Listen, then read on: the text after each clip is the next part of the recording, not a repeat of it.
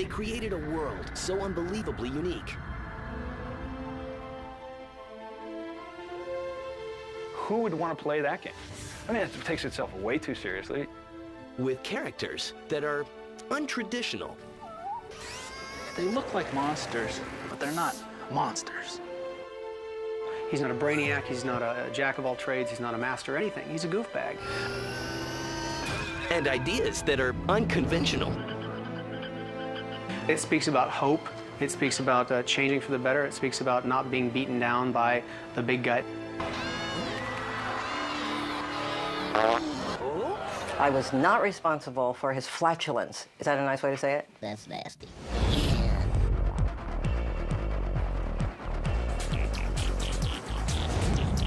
Oddworld, Abe's Odyssey was just the beginning for Oddworld. Their innovative ideas helped change the face of video games forever.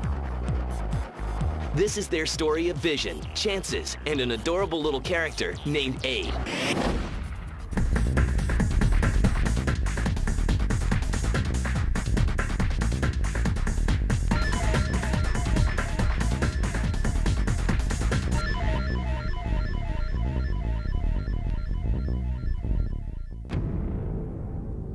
Years before Oddworld was created, the future co-founders were growing up in two very different worlds of their own. I was really lucky. I came from parents that had money, and I had the perfect childhood, and I went to USC, and it was a dream childhood. My first memory is sitting in the back of a police car and watching the lights bounce off the houses. My mother married an ex-Marine Teamster. You know, nothing against Teamsters, but I lived with them, so I have the right to say that. But what Lorne did have was a gift, and this gift meant everything. Art probably saved my life, because when I was in high school, I had just become a really bitter, negative, hostile person. Fate would then slowly begin merging these two lives together. While Sherry was working as an executive in computer animation, Lorne was earning his reputation as an accomplished art director. Then in 1991, while working at a special effects company, the businesswoman finally meets the artist. It was very clear that we were both really passionate about what we did. We both really wanted, to create high standards. I thought that for the first time in Hollywood, I was meeting someone that was really direct. Sherry would cut right to the chase. So she would just go, no, that sucks, that's good, that's awful. Beyond their similarities lies something that fascinates Sherry. I wouldn't even know how to describe it, except to say that he truly, truly is an artist. That's really who Lorne is. He's an artist. They officially partner up, spending the next few years creating computer animation rides. But along the way, Lorne picks up a new passion and shares his true vision with Sherry. And he said, what we really need to do is we need to build video games. And I thought he was kidding. And I went, why would I want to build a video game? And she just wasn't making the connection. And I was going, it's an economic connection that we need to make the leap to, Sherry. See, here's the deal. This is the new medium. We could be the Cecil B. DeMille's of what's coming down the road. This is music videos in 1980. Thanks to Lorne's persistence, a healthy, brand new video game company is born, and its name is Oddworld. Sherry and Lorne pack up their lives, leave the comforts of Hollywood, and set up shop in sleepy San Luis Obispo. Let the games begin. All video games either had to be some sort of an established puzzle, established fighting game, established this and that. And there was a way to combine all these. Hello, follow me. Okay. And still put out this intoxicating game, this little world that would draw you in. Scott isn't the only top talent intrigued by this unknown world. I realized the moment I walked in the door, I'll do whatever it takes so that I can become a part of this whole organization.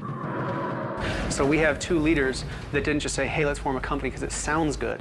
They had the background and the knowledge to say, here's what the images are going to look like, this is what the world's going to look like. And these images aren't typical. There are no superheroes or virtual babes. That's just wrong. Instead, there's the bizarre, the peculiar, and the odd. And the title for this odd game is going to be Soulstorm. It's not your cliche science fiction type stuff. They look like monsters, but they're not monsters. What we always wanted was to create a character that people could really identify with. Not the character that we'd like to be, you know, the Superman. And that's exactly what they created. And his name? My name's Abe. Yes, Abe. The lovable, goofy character with stitches mysteriously sewn on his mouth. Abe's responsible for leading us through the game while simultaneously trying to save his own kind. Tough gig. He's not a brainiac, he's not a jack of all trades, he's not a master anything. He's a goofbag. But he's indicative of a much greater world that's out there. So now that we know what he looks like, what does he sound like? Who better to ask than the man behind the voice, creator Lorne Lanning. His voice had to be sort of the chump, you know, the guy you'd go, piss off, man, you know. So he'd be like, well, why would we do that, you know? Now that we have our lead, let's get to the story. Abe's mission is to save his fellow Mudokons from becoming brunch to the industrialists. But first, he must save himself. Get me out of here! Along the way, Abe's journey is filled with relentless struggles and battles. People are attracted to Abe. He doesn't have this killing blow. He doesn't have this garish suit. He doesn't have an ability to travel through time, and he doesn't know it all. No, but what he does know is that he's stacked with a great marketing team. They're responsible for changing the game's title from Soulstorm to Oddworld, Abe's Odyssey. Oddworld's vision explodes onto the screen in the form of visually stunning CGI movies. I look at what our people create, and I just can't believe it. I mean, I'm just as stunned as I could be. You look at the train in Abe's Exodus, that thing looks like it works. When they design something here, it looks like it works. You know, the first time we saw the movie hit the screen and match the game screen exactly. And you go, yes, you've never seen that before. Although Oddworld Abe's Odyssey is essentially an action game, it's built upon many beliefs that inspire Sherry and Lorne, with subtle and delicate messages like environmentalism, mysticism, and anti-commercialism. Nobody wants to be preached to. You get up on a platform and tell people how the world should be, and they'll walk away. My name is Elf. But if you can grab their attention with irony and humor, Can I chat now? then you've grabbed them. Now it's time to preview the game, and industry insiders are totally blown away. But Sherry and Lorne's concerns lie with gaming fans. How will they react to this very odd game? Who would want to play that game? I mean, it takes itself way too seriously. It's far too caught up in current events and the state of the problems with humanity. It's not what the culture that plays games is. We're going to live and die by our word. If the game fails, we will have no fingers to point to anybody but us. The concerns come to an abrupt halt when Oddworld Abe's Odyssey becomes a smash hit following its September 1997 release for PlayStation and PC. Our lovable little guy has been launched into stardom. Abe's the guy that, in our hearts, we identify with. He's the guy who we think we are. And because of that, that's why we care so much for him. Abe and his fellow inhabitants have beaten the odds and climbed to the top of the video game charts. When we come back, the mystery of the moon, the hamburger no-no, and...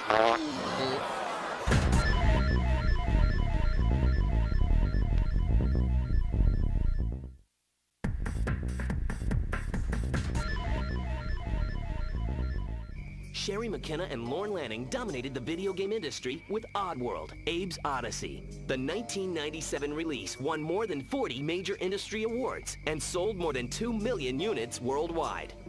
Well, there's not much time to celebrate. Oddworld's publisher asks for the impossible: compress the usual 2-year-plus production cycle and deliver a follow-up game in time for Christmas '98. Can Oddworld handle the pressure? It was hell, let me say. It was not fun. We did it in 9 months. We got it done on time because that's what you're supposed to do. Deliver on time. We just had to prevail, and it was murder. With games to be made and deadlines to meet, the relentless businesswoman is adamant about providing a healthy work environment. I am absolutely a monster about the health thing.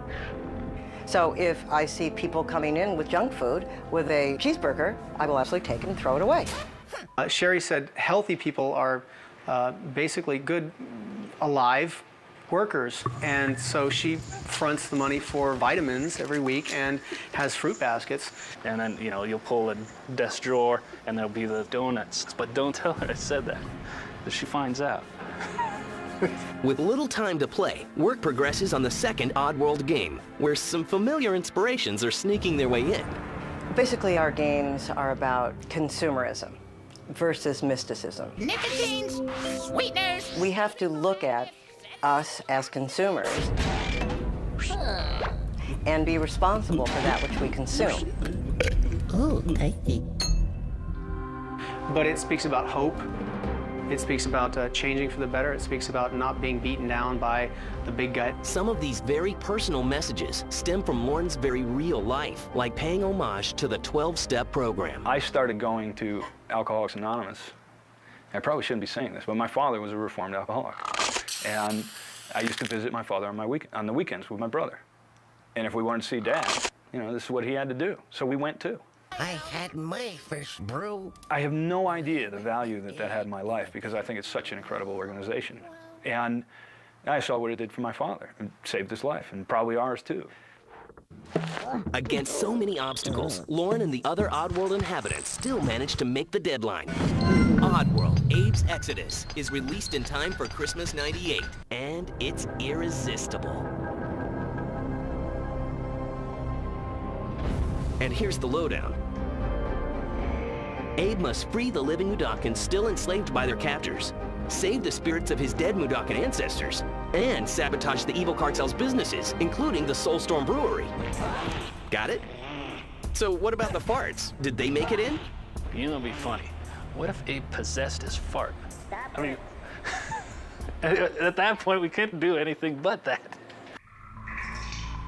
Abe's behind yet another Game 1 secret. When Abe broke out of Rupture Farms, that was one of the first things he saw was this moon. And as he put it, in the face of the moon was my paw. And he puts his hand up there and it links up, and then his fate is really kicking in.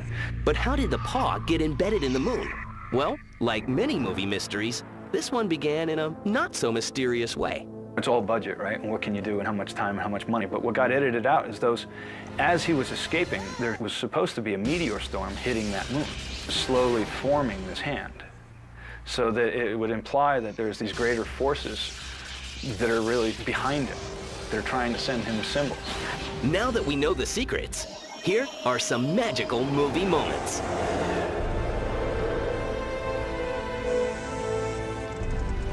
I'm a fan of the movies as well. I mean, I'm just as stunned as I could be. And their enthusiasm proves to be historical, coming to life on screen in more than 22 minutes of mini-movies. In 1999, they compose an animated short film from their movie game footage and submit it for an Academy Award. Would Abe actually get a chance to meet Oscar? And if he did, what in the world would he say?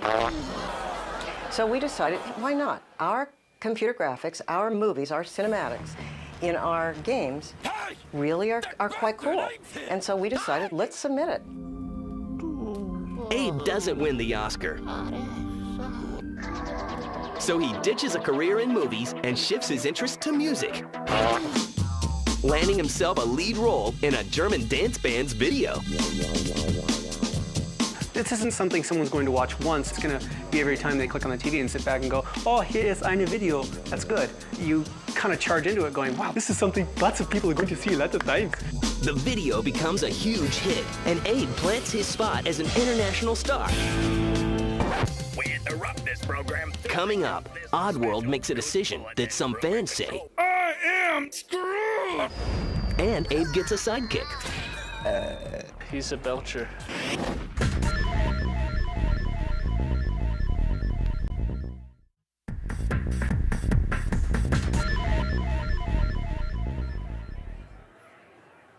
By the year 2000, Oddworld Inhabitants produced 2 successful releases that sold more than 4 million units worldwide. Their collection of odd characters were embraced by gamers everywhere. We did our games on the PSX for Sony, and they were great.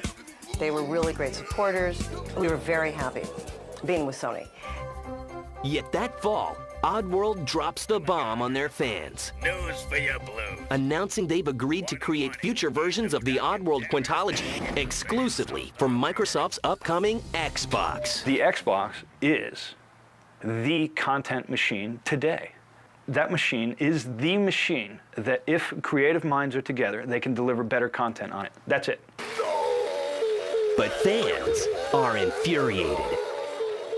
When our fans found out that we had done that, we got more hate mail than you can even imagine. Somebody's really pissed off. Blasphemy it was. We had a feverish upswing. I go to the web, and you can't help but read the web. And there'll be some people, like, you know, talking crazy talk. I am totally screwed! And, man, that hurt. That hurt. It means they care that much. People believe so much in that universe. Can you imagine touching a human being so much to the point where they so believed in that character? They so identified with the world that we created. They so believed that Abe wouldn't do that. Abe wouldn't go there. Abe wouldn't react that way. For Oddworld, the changes are monumental. The crispness was kind of chilling. To get right up in the screen and kind of look for jagged lines or look for a time delay, you have your face kind of on the screen, just, no, Abe's still there, no, and your hair would fall out. Oddworld Munch's Odyssey, the third game from Oddworld, premieres along with the Xbox for Christmas 2001. My name is Munch. And Munch, the lonely yet ambitious Gabbit, makes his debut appearance. He was the last one, so he really embodies sort of loneliness and loss. But he had to be distinguishable in a different way. And he goes, I can't find anybody. you know, and when he'd say things like that, they'd just be like, oh, you know, and that's what we're trying to do, hit the heart, but in a twisted world. You've got a monoped with two hands and this huge head who's aquatic, and yet he's kind of a land animal too, and can speak, and he's got a radar on top of his head. You know, you have to feel for the guy. You gotta like the guy, or at least I like the guy. Hey, what's happening? Hello, Abe. Hey, Munch. He's a belcher. Great. We got our farter, and we got our belcher. Don't tell anyone. But it is funny. Dude, that's nasty. I mean, Munch is funny. Munch is another clueless character And it happened. that pulls your heartstrings because he's the last of his kind. He's a Gabbit.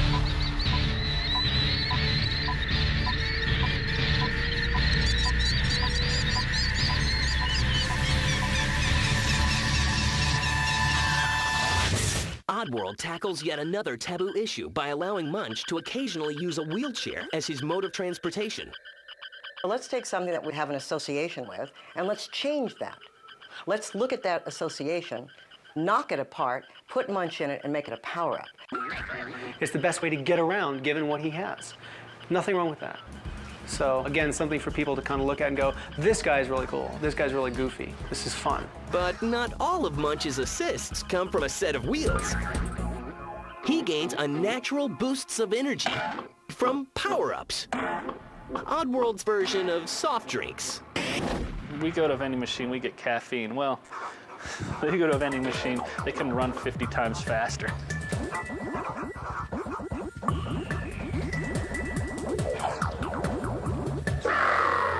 And Lorne takes a well-deserved moment to reflect on the magic of Oddworld. I think when we got shadows to cast directionally, and the way that that looked in the lighting, and the way that that matched the characters, there were certain points, like when we'd be going through the testing, I'd be going, that looks good, that looks good. Okay, make it great. Blow people away. Okay. The game looks great. In spite of the protests, Oddworld fans remain loyal and follow Abe to Xbox, picking up new fans along the way. Oddworld Munch's Odyssey becomes a worldwide hit. With 3 highly successful games, a string of awards, and fans around the globe, what will the Oddworld Inhabitants come up with next? We'd like Oddworld to turn into a family event. It'll be like turning on The Simpsons. When you turn The Simpsons on, everyone sits down and watches. That's hilarious. Look!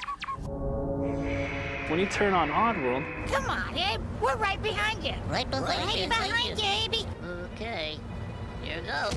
it will be a family sitting on the couch and going, oh, Mike, did you see that? Whoa, that's too high for me. That's hilarious. That's our future. Guys, that is sweet. There's a lot of, I think, what has to define Oddworld is creativity. And the day that it's not defining that for the public, I think we've got major issues. We have to see that we're getting stale before our audience does. Naked mud wrestling. No, I'm kidding. I don't know, because every time we see the production art that comes down the pipe, after a while we're like, wow, this is nutty. This is great. How are we going to do this? I have no idea. I need a coffee. And then we actually do it.